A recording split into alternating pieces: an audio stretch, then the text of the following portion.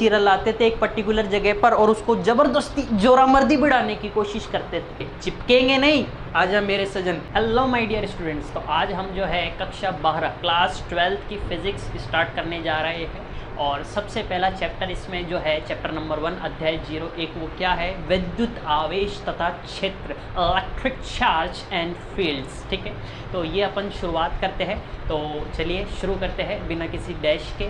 ठीक है, तो सबसे पहले किसी भी चैप्टर की शुरुआत करने के लिए जो है हमें उस चैप्टर को अगर ओवरव्यू देख लिया जाए ऊपर ऊपर से कि आखिर हम इसमें पढ़ने क्या वाले हैं, वो अगर देख ले हम, तो उससे अपन को थोड़ी बहुत क्लैरिटी होने लगती है कि हाँ हमें इस पर्टिकुलर चैप्टर में ये पढ़ना है भाई साहब, और जो है इतना इतना जो है इसके बाद ये आने वाला है, इसके बाद ये आने, तो थोड़ी सी क्लैरिटी बने, एक माइंड मैप बन जाता है और कुछ ही नहीं। ठीक है, तो आखिर हम इस चैप्टर में क्या पढ़ेंगे, सबसे पहले जो अपन पढ़ेंगे इसमें वो पढ़ेंगे बच्चों वैद्युत आवेश। क्या पढ़ेंगे, वैद्युत आवेश।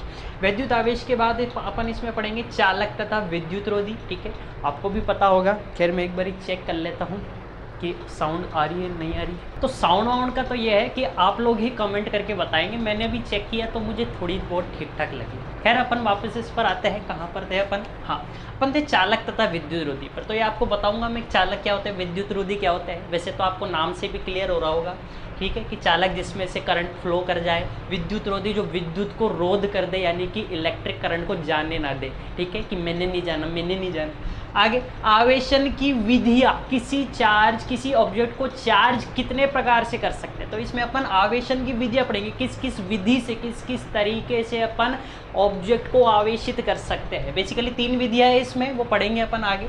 वैद्युत आवेश के मूल गुण, वैद्युत आवेश के मूल गुण पढ़ेंगे अपन कि आखिर एक आवेश के क्या क्या प्रॉपर्टीज़ होती है। 4 है बेसिकली प्रॉपर्टीज़, वो पढ़ेंगे अपन। ठीक है, इसमें एक प्रॉपर्टी बहुत इंपॉर्टेंट है क्वांटमीकरण आवेश का। खैर आगे बढ़ते हैं, कूलाम का नियम, ये बहुत स्टार्टिंग नींव है, आपको इसको ध्यान से पढ़ना पड़ेगा। ठीक है, कूलाम का नियम। फिर इसके बाद अपन पढ़ेंगे कि आखिर वैद्युत क्षेत्र क्या होता है। ठीक है, चुंबकीय क्षेत्र इसके बाद पढ़ेंगे अपन आने वाले चैप्टर्स में। उससे पहले पढ़ेंगे इसमें वैद्युत आवेश, वैद्युत क्षेत्र क्या होता है, ई से इसको रिप्रेजेंट करते हैं। खैर फिर अपन पढ़ेंगे वैद्युत फ्लक्स, फाई ई बोला जाता है इसको, ई फॉर बच्चों यहाँ पर है अंग्रेजी का शब्द इलेक्ट्रिक, इलेक्ट्रिक फ्लक्स बोला जाता है इसको। ठीक है, ऐसे ही बता रहा हूँ मैं, हालांकि इंग्लिश मीडियम के लिए जो लेक्चर रिकॉर्ड करूँगा वो अलग से करूँगा, इंग्लिश मीडियम वाले स्टूडेंट्स जो है वो देख लेना। ठीक है, डिस्क्रिप्शन में लिंक डाल दूंगा मैं रिकॉर्ड करने के बाद। फिर वैद्युत क्षेत्र पढ़ने के बाद अपन वैद्युत फ्लक्स पर आएंगे, फाई ई से डिनोट करते हैं उसको। वैद्युत द्विध्रुव, इलेक्ट्रिक डाइपोल बोलते हैं इसको, द्विध्रुव, 2 ध्रुवों वाला प्राणी। ठीक है, फिर लास्ट में इस चैप्टर की एंडिंग करेंगे अपन बच्चों गाउस के नियम के साथ। गाउस जो है वो काऊ नहीं है कोई, ठीक है, गाउस एक साइंटिस्ट हुए थे, उन्होंने एक नियम दिया था, वो पढ़ेंगे और उस नियम के आधार पर अनुप्रयोग देखेंगे। 3 अनुप्रयोग है इस चैप्टर में, देखेंगे क्या क्या क्या होता है। तो ये बच्चों इस चैप्टर में अपन जे चीज़ें पढ़ेंगे। ठीक है, तो एक माइंड मैप आपके पास रहेगा कि साहब अपन सबसे पहले वैद्युत आवेश पढ़ेंगे, उसके बाद ये, उसके बाद ठीक, तो ये अपन इस चैप्टर में पढ़ेंगे। तो चलिए शुरू करते हैं, टाइम वेस्ट का ही होगा क्यों। चलो वैद्युत आवेश, ठीक है, सबसे पहले स्टार्टिंग होती है चैप्टर की वैद्युत आवेश से। क्यू से इसको डिनोट करते हैं बच्चों, हालांकि सेकंड लाइन में लिखा हुआ भी है, इसे क्यू से प्रदर्शित करते हैं। अंग्रेजी वाला क्यू, हिंदी वाला क्यू नहीं, क्यों वाला क्यू नहीं, अंग्रेजी वाला क्यू।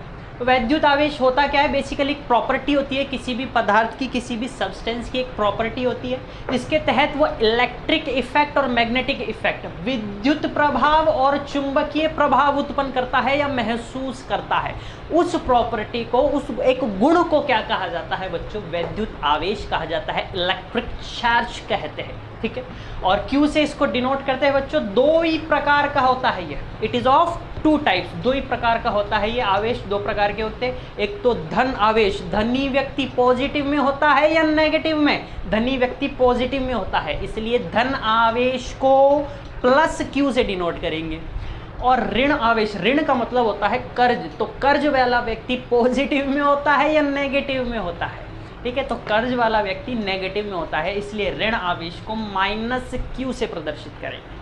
क्या पिक्चर क्लियर है? हाँ सर क्लियर है। आगे बढ़ते हैं, कुछ डाउट वगैरह हो तो कमेंट वगैरह में पूछ लीजिएगा आप। ठीक है, खैर आगे बढ़ते हैं। तो ये इस प्रकार से दो तरीके के आवेश होते हैं। अच्छा, कई बार बच्चों को यहाँ पे कंफ्यूजन होती है कि सर एक चार्ज और होता है, जिस प्रकार गाड़ी में एक गियर हमेशा पाया जाता है उस प्रकार एक चार्ज एक और पाया जाता है सर, और वो है न्यूट्रल आवेश, NEUTRAL, उदासीन।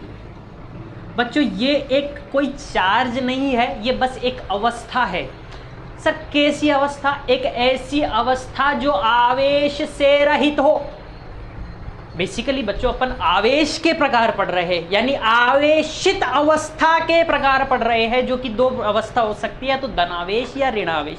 लेकिन साला जब आवेश ही नहीं है तो उस अवस्था को क्या कह देंगे? न्यूट्रल अवस्था, न्यूट्रल स्टेट। ऐसी अवस्था जो नॉन चार्ज हो, चार्ज ही उसमें नहीं। तो ये कोई आवेश नहीं है, कोई प्रकार नहीं है आवेश का, बेसिकली एक अवस्था है। यानी कि आप कह सकते हो कि जीरो चार्ज, जीरो चार्ज।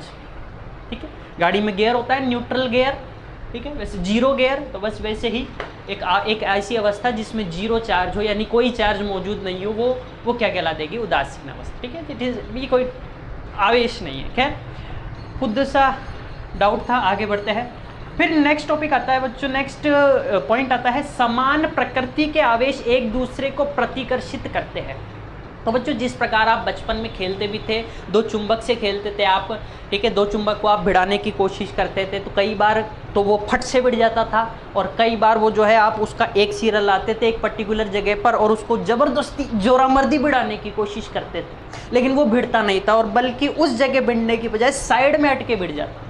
तो वो जो अवस्था थी, वो दोनों जो अलग अलग अवस्था थी जिसमें वो अचानक एक दूसरे को अट्रैक्ट करके, आकर्षित करके भिड़ जाते थे, वो कौन सी अवस्था होती थी? वो आकर्षित अवस्था हो गई। और जब वो नहीं भिड़ते थे, जोरामर्दी आप कोशिश करते थे, लेकिन फिर वो साइड में जाके भिड़ जाता था, वो कैसी हो गई? वो प्रतिकर्षित अवस्था। वे ठीक जैसे चुंबक में पाई जाती थी, समान ध्रुव जब सामने आते थे तो प्रतिकर्षित, और अपोजिट ध्रुव, विपरीत ध्रुव जब सामने आते थे, साउथ पोल नॉर्थ पोल या साउथ पोल साउथ पोल ऐसे करके, तब वो प्रतिकर्षित करते थे। तो वैसे ही वही चीज जो है बच्चों आवेशों में भी पाई जाती है, चार्जेस में भी पाई जाती है। कैसे?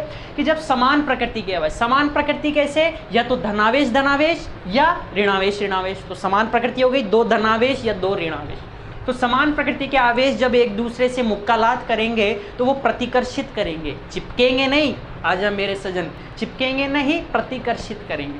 जबकि विपरीत प्रकृति के प्लस और नेगेटिव, यानी कि पॉजिटिव चार्ज और नेगेटिव चार्ज आपस में मुक्कालात करेंगे तो वो फिर जो है आकर्षित करेंगे, एक दूसरे को अट्रैक्ट करेंगे। जैसे फॉर एग्जांपल आपको मेरे को बताना है, जैसे आप मेरे को बताओ, जैसे कि एक चार्ज है +6Q और एक चार्ज है मेरे पास -3.5Q। तो ये जब इन दोनों की मुक्कालात होएगी तो ये आपस में अट्रैक्ट करेंगे या रिपेल करेंगे? तो साफ साफ दिख रहा है कि ये दोनों विपरीत प्रकृति के हैं, एक पॉजिटिव है एक नेगेटिव है। और विपरीत प्रकृति के आवेश जिस प्रकार बच्चों इंसानों में पाया जाता है, विपरीत अपोजिट जेंडर आपस में क्या करते हैं? अट्रैक्ट करते हैं। समान जेंडर, लड़का लड़का या लड़की लड़की आपस में अपोजिट करते हैं, प्रतिकर्षित करते हैं। ठीक है, तो ये अपोजिट जेंडर है, इसलिए दोनों आपस में क्या करेंगे? अट्रैक्ट करेंगे एक दूसरे को। या सेम जेंडर ले लो, सेम चार्ज ले लो, जैसे कि -10Q और -2.7Q, ये दोनों आपस में क्या करेंगे? सेम जेंडर है, अपोजिट जेंडर है, या सेम चार्ज है या अपोजिट चार्ज है? सेम चार्ज है, -10Q -2, तो ये दोनों आपस में क्या करेंगे? एक दूसरे को प्रतिकर्षित, यानी कि ये इसके पास ये दोनों आपस में पास ना आने की बजाय एक दूसरे से दूर जाना चाहेंगे। ये दोनों आपस में पास आना चाहेंगे। बस ये सिंपल सा पॉइंट था। ठीक है, इसके बाद जो है अपन नेक्स्ट लेक्चर में देखते हैं। ठीक है, अभी तो शुरुआत की है, धीरे धीरे बढ़ते हैं। ठीक है, तो तब तक के लिए स्वस्थ रहिए, मस्त रहिए और पढ़ाई में व्यस्त रहिए।